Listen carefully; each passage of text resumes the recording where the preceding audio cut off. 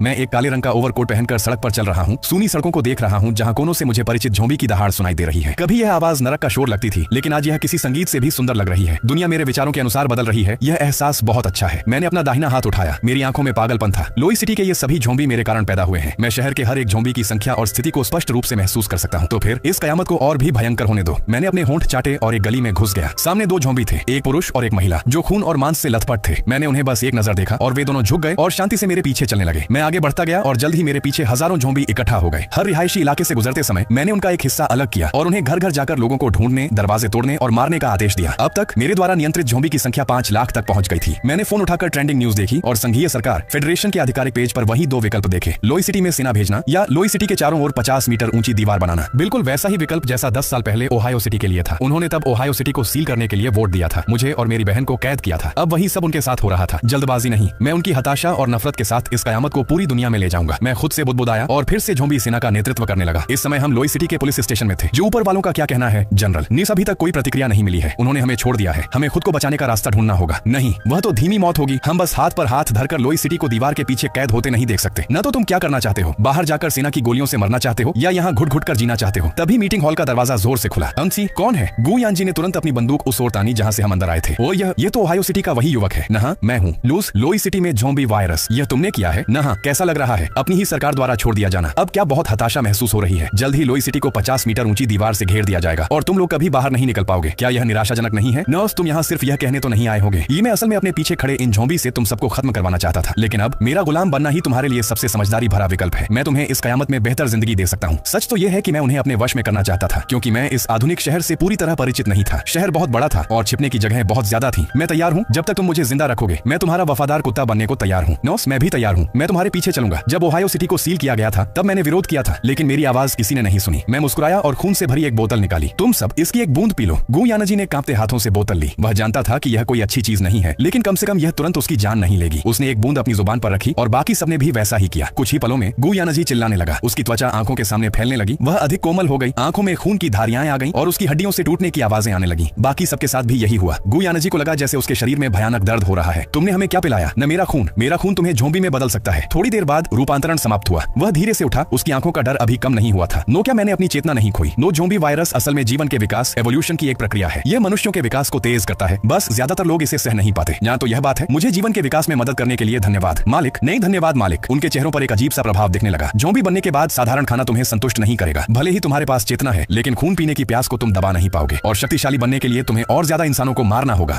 इस समय लोई सिटी के हाईवे टनल के मुहाने पर कारों का लंबा जाम लगा था। अनगिनत लोग कारें छोड़कर भाग रहे थे। भागो, पूरा लोई सिटी गिर चुका है। फेडरेशन हमारी मदद नहीं करेगा। वे हमारे साथ वैसा ही करेंगे जैसा उन्होंने ओहायो सिटी के साथ किया था। कदमों की आवाज आसमान तक गूंज रही थी। ऊपर से देखने पर हजारों लोगों का काला हुजूम दिख रहा था। लेकिन जैसे ही वे टनल से बाहर निकले, सामने खड़ी सेना ने रास्ता रोक लिया। एक सफेद कर्नल ने ठंडे स्वर में कहा, वापस जाओ। हम यह नहीं बता सकते कि तुम संक्रमित हो या नहीं, और तुम यह साबित नहीं कर सकते, इसलिए वापस जाओ, वरना हमारी सेना बल प्रयोग करेगी। कर्नल वालकर, मैं किन जीवान हूँ, मुझे जाने दो। पिछले महीने ही हमने साथ खाना खाया था। मेरे पास यह कार्ड है जिसमें 1 अरब है। बस मुझे जाने दो और यह तुम्हारा है। भीड़ में से एक मध्यम आयु वर्ग का आदमी निकला। वह लाचारी से मुस्कुराया और कार्ड निकाला। कर्नल वालकर, मैं हूँ किन जीवान। लेकिन तभी एक गोली चली। कर्नल वालकर का चेहरा भावहीन था। यही हश्र होगा जो भी जबरदस्ती बाहर निकलने की कोशिश करेगा। तुम में से कोई भी लोई सिटी नहीं छोड़ सकता। चीख पुकार मच गई। क्यों? हम इंसान हैं। तुम हमारे साथ ओहायो सिटी जैसा व्यवहार नहीं कर सकते। मेरा पिता गवर्नर है, मुझे जाने दो। तभी एक आदमी जो अपने 3-4 साल के बच्चे को गोद में लिए हुए था, चुपके से सेना की गाड़ी के नीचे से निकलने की कोशिश करने लगा। अचानक गोली चली। आदमी के सिर के पर खच्चे उड़ गए। एक और गोली चली और उसके गोद में बच्चा भी मारा गया। इस हरकत ने वहां मौजूद लाखों लोगों के गुस्से को भड़का दिया। तुम्हारे पापों का बदला लेंगे। वह सिर्फ एक बच्चा था। अगले ही पल भीड़ बेकाबू हो गई। वे जानते थे कि वापस जाने का मतलब सिर्फ मौत है। कर्नल ने अपनी पिस्तौल से पहली गोली चलाई और इस एक गोली ने सैनिकों को उकसा दिया। गोलियों की बारिश शुरू हो गई। अनगिनत लोग गिरते चले गए, लेकिन पीछे वाले मौत की परवाह किए बिना आगे बढ़ते रहे। इंसान एक एक करके दम तोड़ रहे थे। सैनिकों की आंखें लाल थीं। वे पागलों की तरह गोलियां चला रहे थे। पता नहीं कितना समय बीता। टनल का मुहाना शांत हो गया। जमीन पर खून की नदियां बह रही थीं। सैनिकों के पैरों के नीचे सिर्फ खून और लाशें थीं। जब वे शांत हुए तो डर ने उन्हें जकड़ लिया। मैंने क्या किया? मैंने इतने सारे लोगों को मार डाला। एक सैनिक चिल्लाया और अपनी ही बंदूक से खुद को गोली मार ली। कर्नल वालकर ने यह सब देखा। उसके चेहरे पर कोई शिकन नहीं थी। भले ही वे मर गए, लेकिन अगर वे नहीं मरते तो हम मरते। सैनिकों, तुमने अभी अभी एक महान कार्य किया है। तुमने अकेले ही 1 लाख से अधिक झोंबी को मार गिराया है। जब हम वापस जाएंगे तो मैं तुम्हारी सिफारिश करूंगा और तुम सब कर्नल बनोगे। कर्नल वालकर सही कह रहे हैं। ये सब झोंबी थे। हम हीरो हैं। धन्यवाद कर्नल वालकर। देखा आपने, यही 10 साल पहले ओहायो सिटी में हुआ था। मैंने धीरे से कहा। गु यानजी और नए बने झोंबी का चेहरा बेहद खराब हो गया था। चलो, मैंने कहा और आगे बढ़ने लगा। मालिक, हम कहाँ जा रहे हैं? बेशक, मारने के लिए। हम इन सैनिकों को मारने जा रहे हैं। क्या तुम कर सकते हो? गु यानजी हैरान रह गया। उसे लगा कि भले ही वे शक्तिशाली हो गए हैं, लेकिन सामने एक पूरी सेना है। तभी हमारी 23 लोगों की छोटी झोंबी टीम चुपचाप टनल की ओर बढ़ी। टनल में कर्नल वॉल्कर और उसके सैनिक अभी भी अपनी जीत का जश्न मना रहे थे। उन्हें खतरे का अंदाजा नहीं था। मैं अब इवोल्यूशन के शिखर पर था। मेरी शारीरिक क्षमता साधारण मनुष्य से 20 गुना अधिक थी। मैं अचानक सैनिकों के बीच प्रकट हुआ और एक मुक्का मारा, जिससे सैनिक का हेलमेट और सिर एक साथ चकनाचूर हो गए। हमला हमला! एक सैनिक अभी चिल्लाया ही था कि गु यानजी ने उसके सीने को फाड़ दिया। महज 23 लोगों की ज़ॉम्बी टीम ने देखते ही देखते 100 से ज्यादा सैनिकों को मार गिराया। बाकी सैनिकों ने गोलियां चलाने की कोशिश की, लेकिन हम इतनी तेज थे कि उनकी नजरों से ओझल हो गए। साधारण मनुष्य की आंखें हमारी गति को नहीं पकड़ सकती थी। मैंने गुस्से में एक सैनिक के शरीर के 2 टुकड़े कर दिए। शैतान, इसे मारो, ये ज़ॉम्बी है! सैनिक खौफ से चिल्ला रहे थे। गु यानजी ने एक सैनिक को चीर दिया। खून से वह लथपथ हो गया। उसकी आंखों में खून सवार था। शिकार की भूख उसके शरीर को नियंत्रित कर रही थी। जब उसे होश आया तो वह दंग रह गया। चारों ओर सैनिकों की लाशें थीं। वह और उसके साथी खून से सने थे और उसके हाथ में मांस का एक टुकड़ा था। मैंने यह कैसे किया? उसे अपने मुंह में खून का स्वाद महसूस हुआ। उसे घृणा हुई, लेकिन उसका शरीर अद्भुत महसूस कर रहा था। मैंने इंसान को खाया। वह डर से कांपने लगा। चीफ, आपको खुद को दोष नहीं देना चाहिए। जिन लोगों को हमने मारा है उन्हें अब इंसान नहीं कहा जा सकता। इंसान ज़ॉम्बी को खाता है, ज़ॉम्बी इंसान को। ये तो वैसा ही है जैसे हम पहले जानवरों को खाते थे। एक युवक ने पास आकर कहा, चुप रहो, हम इंसान हैं। गु यानजी चिल्लाया, नहीं चीफ, हम अब इंसान नहीं हैं, हम ज़ॉम्बी हैं। युवक ने रोते हुए कहा, हम दूसरों की गोलियों से नहीं मरना चाहते, इसके लिए मैं कोई भी कीमत चुकाने को तैयार हूँ। एक के बाद एक ज़ॉम्बी टनल की ओर दौड़ने लगे। गु यानजी ने अंततः हार मान ली और उनके पीछे चल दिया। मैं यह सब देख रहा था और मेरे चेहरे पर मुस्कान थी। ओहायो सिटी के 10 सालों में मैंने इंसानों को एक दूसरे को खाते देखा था, लेकिन वह मजबूरी थी। और अब कयामत अभी शुरू ही हुई है और ये लोग शक्ति के लालच में ऐसा कर रहे हैं। इंसानियत बस इतनी ही है। मैंने अपना सिर हिलाया और डरे हुए कर्नल वॉल्कर की ओर देखा। मुझे छोड़ दो, मैं तुम्हारे लिए कुछ भी करूंगा। वॉल्कर घुटनों के बल गिर पड़ा। मैं तुम्हें नहीं मारूंगा, बस मुझे बताओ, ओहायो सिटी के बाहर तैनात वह कमांडर कौन था? उसका नाम माइकल है। वह हाइबर कमांडो का पूर्व कर्नल है। वॉल्कर ने जल्दी से बताया। मैंने उसे एक छोटी बोतल दी। इसे पियो, ज़ॉम्बी बनो और फिर इस वायरस को ब्लैक वाटर सिटी के वाटर प्लांट में डाल दो। वॉल्कर कांप उठा, लेकिन उसके पास कोई चारा नहीं था। उसने एक बूंद पी और दर्द से तड़पने लगा। उसकी त्वचा सफेद हो गई और आंखें लाल। जाओ, अपना काम पूरा करो। ब्लैक वाटर सिटी एक बड़ा शहर था जिसकी आबादी 50 लाख से ज्यादा थी। वॉल्कर ने गाड़ी उठाई और वहां के लिए निकल पड़ा। रास्ते में उसने फेडरेशन को रिपोर्ट दी कि उसने ज़ॉम्बी को हरा दिया है, जिसके लिए उसकी बहुत तारीफ हुई। वॉल्कर को पता था कि अब वह कभी वापस नहीं जा सकता। फेडरेशन उसे लैब में भेज देगा। गलती मेरी नहीं, इस दुनिया की है, उसने खुद से कहा। ब्लैक वाटर सिटी में सब कुछ सामान्य था। लोग वोटिंग कर रहे थे कि लॉय सिटी को बचाया जाए या नहीं, और ज्यादातर लोग कह रहे थे लॉय सिटी को बचाने की क्या जरूरत है, उस पर परमाणु बम गिराकर उसे खत्म कर दो। वे नहीं जानते थे कि वही आपदा उनके पास आ रही है। वॉल्कर ने रात के अंधेरे में वाटर प्लांट में घुसकर सारा वायरस पानी में डाल दिया। उसे महसूस हुआ कि अब उसे भूख लग रही है, एक ऐसी भूख जो उसकी हड्डियों को जला रही थी। उसकी आंखें लाल हो गईं और वह पूरी तरह से पागलपन और शिकार की भूख में डूब गया।